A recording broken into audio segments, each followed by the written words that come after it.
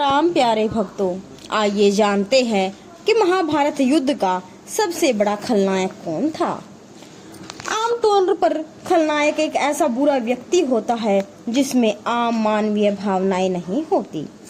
वह धर्म विरुद्ध आचरण करता है और अपनी शक्ति का दुरुपयोग करके अपने हितों की रक्षा कर अपने तरीके से जीवन या चीजों को संचालित करता है। इन बातों को ध्यान रखेंगे कि आपको पता चलेगा कि खलनायक कौन हो सकते हैं। कुरुक्षेत्र में लड़ा गया महाभारत का युद्ध भयंकर युद्ध था। इससे भारत का पतन हो गया। इस युद्ध में संपूर्ण भारतवर्ष के राजाओं के अतिरिक्त बहुत से अन्य देशों के राजाओं ने भी भाग लिया और सब के सब वीरगति को प्राप्त हो गए। लाखों महिलाएं विधवा हो गई। इस युद्ध के परिणाम स्वरूप भारत से वैदिक धर्म, समाज, संस्कृति और सभ्यता का पतन हो गया। इस युद्ध के बाद से ही अखंड भारत बहुधर्मी और बहुसंस्कृति का देश बनकर खंड खंड होता चला गया। अब सवाल यह उठता है कि आखिर कौन इस युद्ध का जिम्मेदार था और कौन इस युद्ध का सबसे बड़ा खलनायक था। कुछ लोगों को कहना है कि पांडवों ने संपूर्ण युद्ध छलपूर्वक जीता और जो जीतता है इतिहास उसे ही नायक मानता है। ऐसे में यह कैसे तय होगा कि नायक कौन है और खलनायक कौन। महाभारत युद्ध में सबसे बड़ा खलनायक कौन था। सभी इसका जवाब या तो शुकनी देंगे या फिर दुर्योधन। हो सकता है कि कुछ लोग धृतराष्ट्र या दुशासन का नाम ले और यह भी हो सकता है कि कुछ लोग कर्ण या भीष्म का नाम ले। इससे पहले जानते हैं कि आइए इस युद्ध में कौन कौन शामिल था। कौरवों की ओर से दुर्योधन व उसके 99 भाइयों सहित भीष्म, द्रोणाचार्य, कृपाचार्य, कर्ण, अश्वत्थामा, मदनरेशल्य, भूरिश्रवा, अलभ्रुष, कृतवर्मा, कलिंगराज, श्रुताशुद्ध, शकुनि, भगदत्त, जयद्रथ, विंद, अनुविंद, काम्भोजराज, सुदक्षिण व बृहदर युद्ध में शामिल थे। और पांडवों की ओर से युधिष्ठिर व उनके 4 भाई भीम, नकुल, सहदेव, अर्जुन सहित सात्ययिक, अभिमन्यु, घटोत्कच, विराट, द्रुपद, धृष्टद्युम्न, शिखंडी, पांड्यराज, युत्सु, कुंती भोज, उत्तभोजा, शैभय और अनूपराज नील युद्ध में शामिल थे। इस तरह सभी महारथियों की सेनाओं को मिलाकर कुल 1 करोड़ से ज्यादा लोगों ने इस युद्ध में भाग लिया था। उस काल में धरती की जनसंख्या ज्यादा नहीं थी। कृष्ण की सेना लड़ी थी दुर्योधन की ओर से। पांडवों और कौरवों द्वारा यादवों से सहायता मांगने पर श्री कृष्ण ने पहले तो युद्ध में शस्त्र न उठाने की प्रतिज्ञा की और फिर कहा कि एक तरफ मैं अकेला और दूसरी तरफ मेरी एक नारायणी सेना होगी। अब अर्जुन व दुर्योधन को इनमें से एक का चुनाव करना था। अर्जुन ने तो श्री कृष्ण को चुना। तब श्री कृष्ण ने अपनी वो नारायणी सेना दुर्योधन को दे दी और खुद अर्जुन का सारथी बनना स्वीकार किया। इस प्रकार कौरवों ने 11 अक्षौहिणी तथा पांडवों ने 7 अक्षौहिणी सेना एकत्रित कर ली। कुछ विद्वान कहते हैं कि देवव्रत भीष्म को खलनायक माना जाना चाहिए। भीष्म ने अम्बा, अंबिका और अम्बालिका की भावनाओं को कुचलकर जो कार्य किया वह अमानवीय था। आज वे ऐसा करते तो जेल में होते। भीष्म ने ऐसे कई अपराध किए जो किसी भी तरह से धर्म द्वारा उचित नहीं थे। इसलिए कहा जाता है कि वे अधर्म के साथ होने के कारण आदर्श चरित्र नहीं हो सकते। शांतनु सत्यवती के रूप और सौंदर्य से मुग्ध होकर उससे प्यार करने लगे थे। वे उससे विवाह करना चाहते थे, लेकिन सत्यवती ने उनके समक्ष ऐसी शर्त रख दी थी जिसे कि वे पूरा नहीं कर सकते थे। इसके कारण वे दुखी और उदास रहते थे। जब भीष्म को उसका कारण पता चला तो उन्होंने सत्यवती की शर्त मानकर अपने पिता शांतनु का विवाह सत्यवती से करवा दिया था। सत्यवती के कारण ही भीष्म को आजीवन ब्रह्मचार्य रहने की कसम खानी पड़ी थी। सत्यवती के कहने पर ही भीष्म ने काशी नरेश की 3 पुत्रियों अम्बा, अम्बालिका और अंबिका का अपहरण किया था। बाद में अम्बा को छोड़कर सत्यवती के पुत्र विचित्रवीर्य ने अम्बालिका और अंबिका का विवाह करा दिया गया। गांधारी और उनके पिता सुबल की इच्छा के विरुद्ध भीष्म ने धृतराष्ट्र का विवाह गांधारी से करवाया था। माना जाता है कि इसलिए गांधारी ने भी अपनी आंखों से पट्टी बांध ली थी। आखिर अंत में गांधारी को दावा अग्नि में जलकर खुद के प्राणों का अंत करना पड़ा था। भरी सभा में जब द्रौपदी को निवस्त्र किया जा रहा था तो भीष्म चुप बैठे थे। भीष्म ने जानते बूझते दुर्योधन और शकुनी के अनैतिक और छलपूर्ण खेल को चलने दिया। शरशैया पर भीष्म जब मृत्यु का सामना कर रहे थे तब भीष्म ने द्रौपदी से इसके लिए क्षमा भी मांगी थी। जब कौरवों की सेना जीत रही थी, ऐसे में भीष्म ने ऐन वक्त पर पांडवों को अपनी मृत्यु का राज बताकर कौरवों के साथ धोखा किया था। फिर भी भीष्म को किसी भी तरह के खलनायक नहीं माना जा सकता, क्योंकि भीष्म ने जो भी किया वह हस्तिनापुर के सिंहासन की रक्षा और कुरुवंश को बचाने के लिए किया। तो फिर सबसे बड़ा खलनायक कौन था? धृतराष्ट्र सत्यवती के चित्रांगद और विचित्रवीर्य नामक 2 पुत्र पैदा हुए। पहला अल्पावस्था में मर गया और दूसरे का विवाह काशी नरेश की पुत्री अंबिका और अम्बालिका से करा दिया गया। लेकिन इन दोनों से विचित्रवीर्य को कोई संतान नहीं हुई। तब सत्यवती ने अपने पराशर से उत्पन्न पुत्र देवव्यास के माध्यम से अंबिका और अम्बालिका के पुत्र उत्पन्न कराए।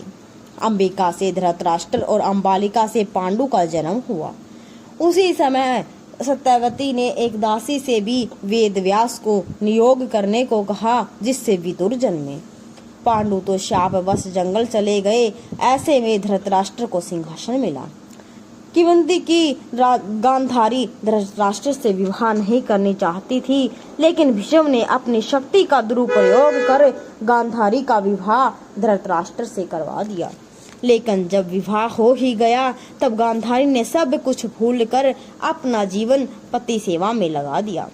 जब गांधारी गर्भ से थी तब धृतराष्ट्र ने अपनी ही सेविका के साथ सहवास किया, जिससे उनका युत्सु नामक एक पुत्र हुआ। गांधारी के लाख समझाने के बावजूद भी धृतराष्ट्र ने अपने ससुर गांधारी के पिता और उसके पुत्रों गांधारी के भाइयों को आजीवन कारावास में डाल दिया। क्यों? इसके लिए पढ़े मामा शुकनी थे कौरवों के दुश्मन नामक लेख। वयोवृद्ध और ज्ञानी होने के बावजूद धृतराष्ट्र के मुंह से कभी न्याय संगत बात नहीं निकली।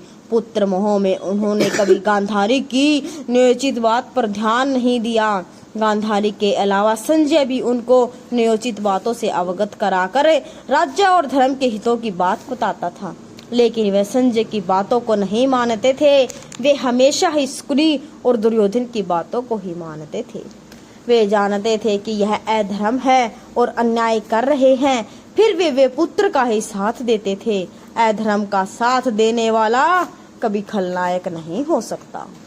दुर्योधन की जिद, अहंकार और लालच ने लोगों को युद्ध की आग में झोंक दिया। इसलिए दुर्योधन को महाभारत का खलियान कहा जा सकता है। महाभारत की कथा में एक ऐसा प्रसंग भी आया है कि दुर्योधन ने काम पीड़ित होकर कुंवारी कन्याओं का अपहरण किया था।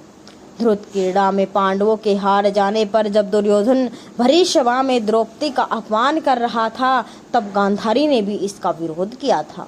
फिर भी दुर्योधन नहीं माना। यह आचरण धर्म विरुद्ध ही तो था। जब दुर्योधन को लगा कि अब तो युद्ध होने ही वाला है, तो वह महाभारत युद्ध के अंतिम समय में अपनी माता के समक्ष नग्न खड़ा होने के लिए भी तैयार हो गया। महाभारत में दुर्योधन के अनाचार और अत्याचार के किस्से भरे पड़े हैं।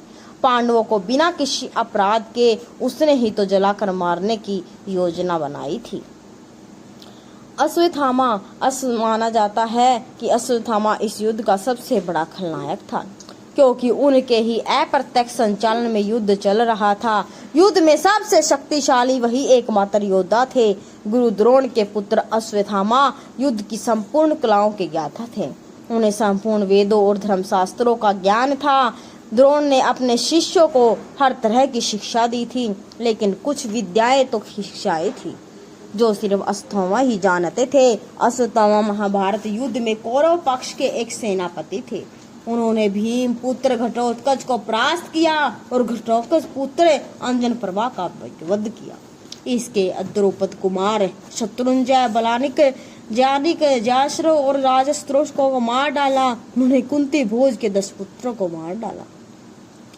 जब पिता पुत्र की जोड़ी महाभारत युद्ध में पांडवों की सेना से व्याप्त हो गया था और सेना तीतर बीतर हो गई थी, तब पांडवों की सेना की हार देखकर श्री कृष्ण ने युधिष्ठिर से छल नीति का सहारा लेने को कहा, लेकिन युधिष्ठिर इसके लिए तैयार नहीं हुए।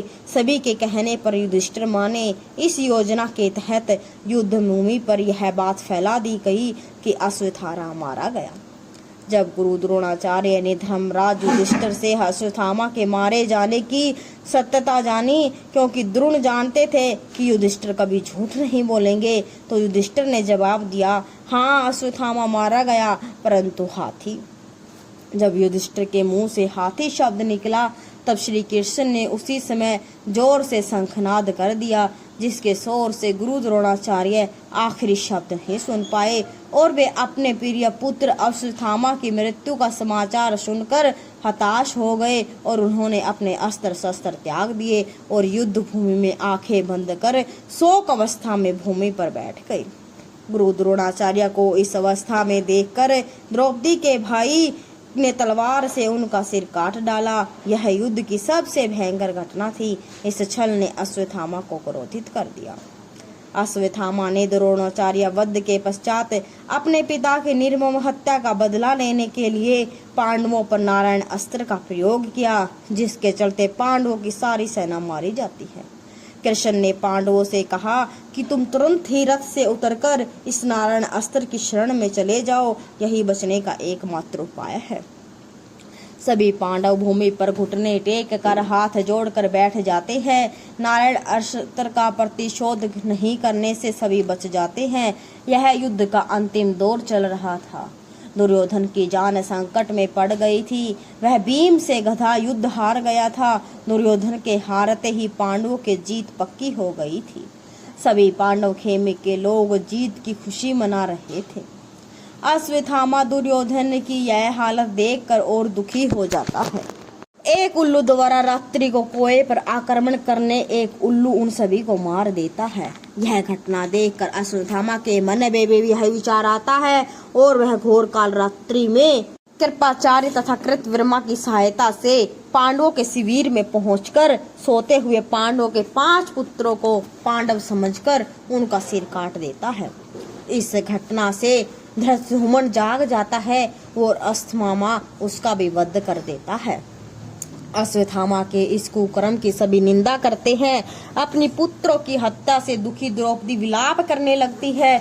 उनके विलाप को सुनकर अर्जुन उस नीच कर्म हत्यारे ब्राह्मण पुत्र अश्वत्थामा के सिर को काट डालने की प्रतिज्ञा लेते हैं।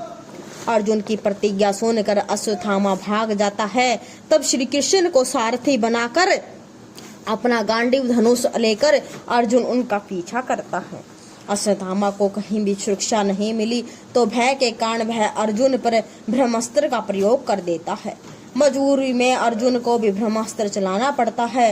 ऋषियों की प्रार्थना पर अर्जुन तो अपना अस्त्र वापस ले लेता है, लेकिन अश्वत्थामा अपना ब्रह्मास्त्र अभिमन्यु की विधवा उत्तरा की कोख की तरफ मोड़ देता है।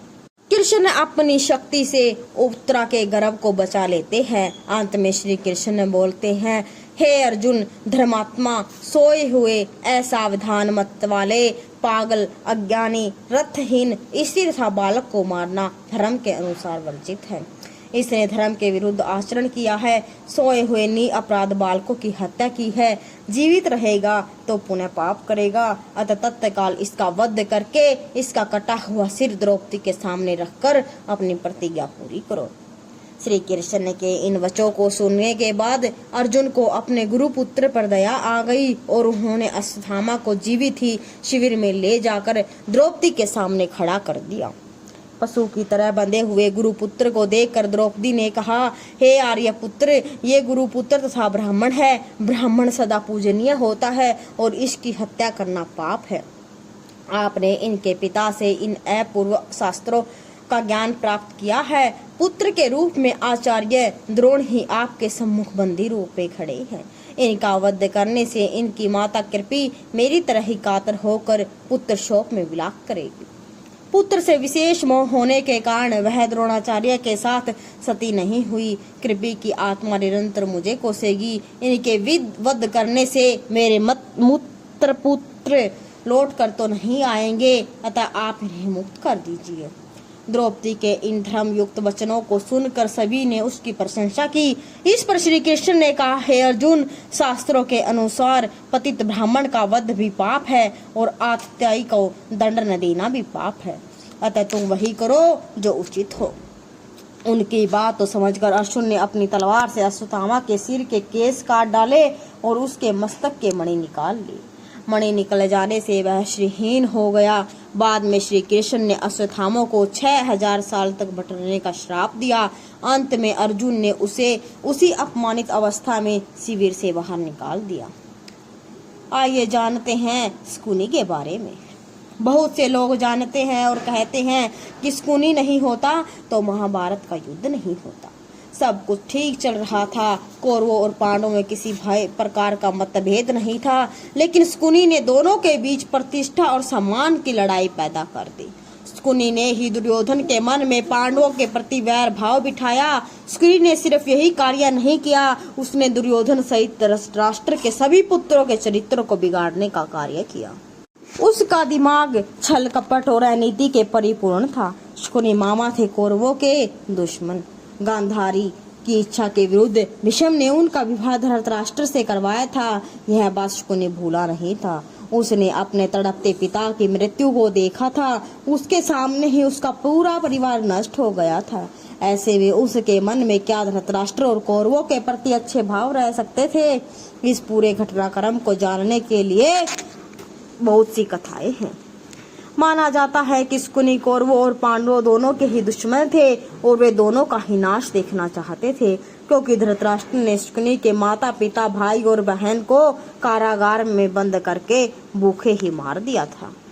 तो दोस्तों, ऐसे में आपको पता चल गया होगा कि महाभारत का असली खलनायक कौन था। ऐसी ही वीडियो के लिए चैनल को सब्सक्राइब और वीडियो को लाइक शेयर जरूर करें। जय श्री राम, जय श्री कृष्ण।